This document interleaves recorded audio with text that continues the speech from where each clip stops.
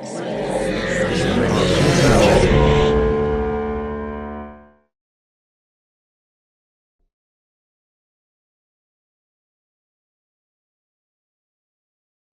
was trying to make us breakfast, but I couldn't find the eggs, and we ran out of butter, and I couldn't figure out how to work the freaking oven, and I'm a terrible cook. And I happy anniversary.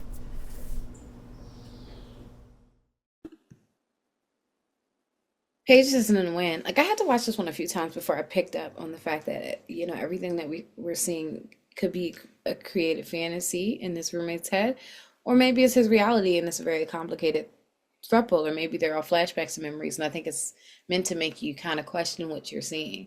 And then you got the subtle close up on the journal after I watched it about the third time. I picked up on it that lets you know he is vicariously living through her life, and the diary that he is reading and first person as it is his stories is really hers.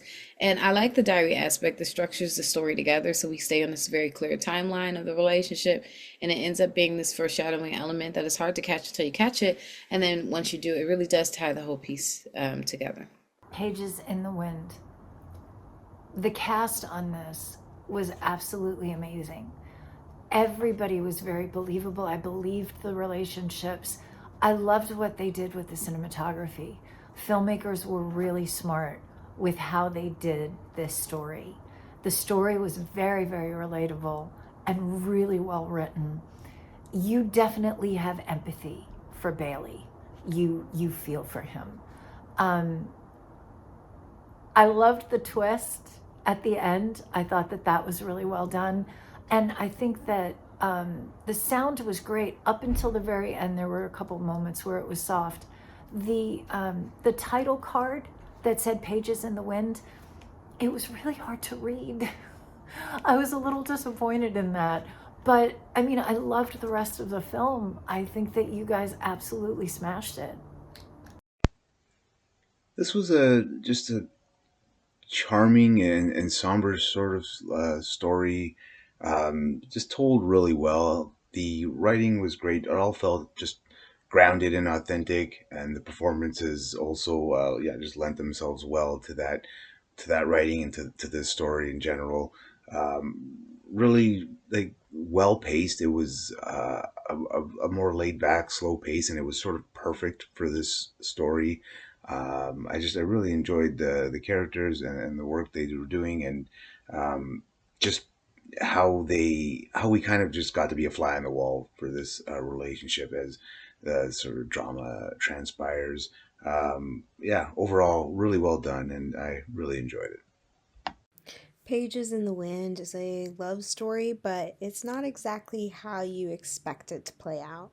We see this couple, they are in love, and we get to see their story for a little while, but we find that there's more to the story that meets the eye as we find that with a lot of different versatilities in relationships, especially when it comes to gay storylines.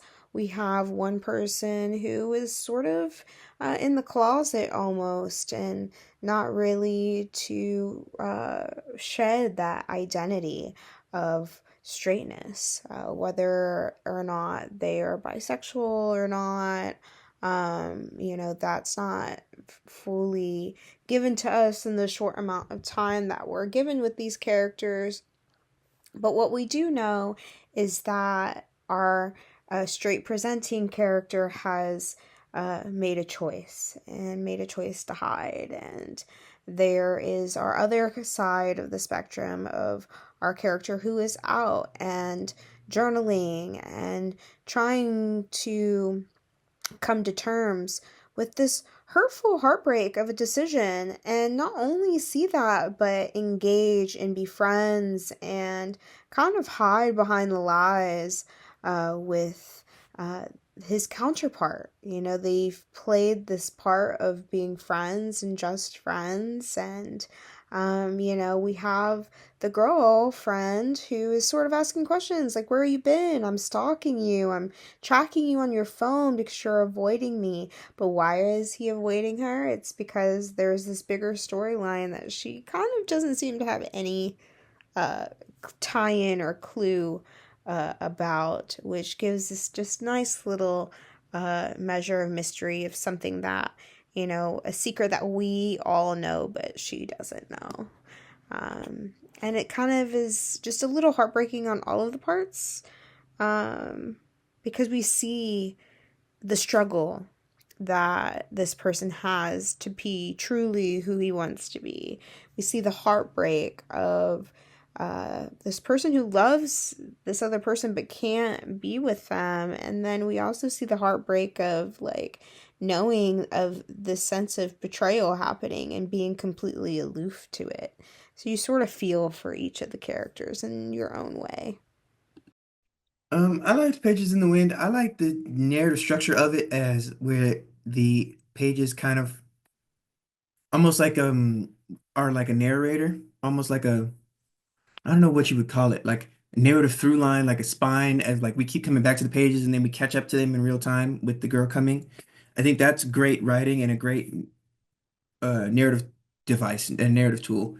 Almost like Forrest Gump, where it's like the narrator reflecting on past events, and then in Act Three or towards the end, we get to like we catch up to real time, and then we go forward with a new context, having seen all of what came before it. It worked in Forrest Gump, and it works here, and I thought it was executed well. So, great writing, great job.